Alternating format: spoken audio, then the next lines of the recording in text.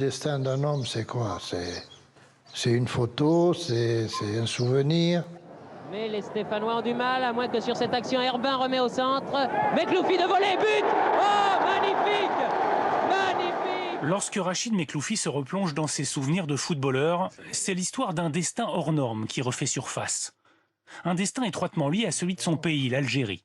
En 1958, il fait son service militaire au bataillon de Joinville. À 22 ans, il joue à Saint-Étienne et c'est l'un des grands espoirs du football français. Les Français sont déchaînés et deviennent éblouissants. Mekloufi contrôle. Donne à Piantoni.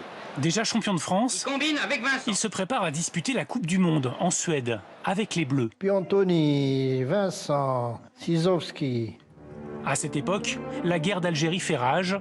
Pour lui, elle va tout changer. À la mi-avril, 9 footballeurs algériens, dont Rachid Mekloufi, quittent clandestinement la France. Renonçant à sa carrière, à la gloire, à l'argent, il a répondu à l'appel du FLN, le Front de Libération Nationale, sans hésitation.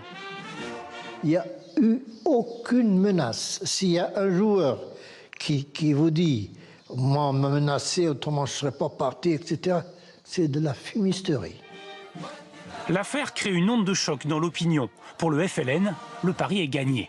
Ce que recherchait notamment le FLN, faire de la publicité autour de ces gens qui sont des figures publiques, c'est de toucher finalement un public autre qui ne s'intéresse pas forcément à la guerre d'Algérie. Ainsi, pendant 4 ans, l'équipe du FLN va disputer plus de 80 matchs dans tout le monde arabe et dans les pays sympathisants de la cause indépendantiste. Reçue par Tito, Mao ou ici le général Giap au Vietnam, elle est devenue le porte-voix de la révolution algérienne. On ne voulait pas gagner des matchs. Hein. On gagnait, on jouait pour que l'Algérie soit reconnue, écoutée. Le 5 juillet 1962, l'Algérie obtient son indépendance. L'équipe du FLN est dissoute. La fin d'une aventure qui aura profondément changé chacun de ses acteurs. On s'est retrouvé avec un cerveau, avec une aisance dans la discussion, une aisance dans la politique, une aisance dans tout. Une conscience et on est devenus des hommes. Devenu international algérien, Rachid Mekloufi choisira de revenir à Saint-Étienne. Un retour en fanfare. Rachid Mekloufi qui est actuellement incontestablement le meilleur joueur opérant en France. Avec les Verts, il gagnera 3 nouveaux titres de champion de France. Et en guise d'apothéose, Mekloufi portant la Coupe de France à bout de bras. Une coupe nationale. C'était en mai 68, 10 ans après sa révolution à lui.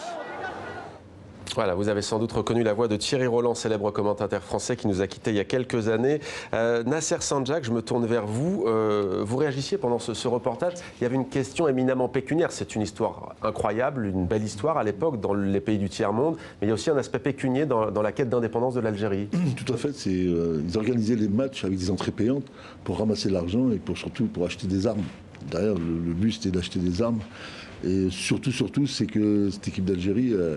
elle a joué sur les pays, comme il y avait la FIFA, il y avait des clubs qui étaient non alignés.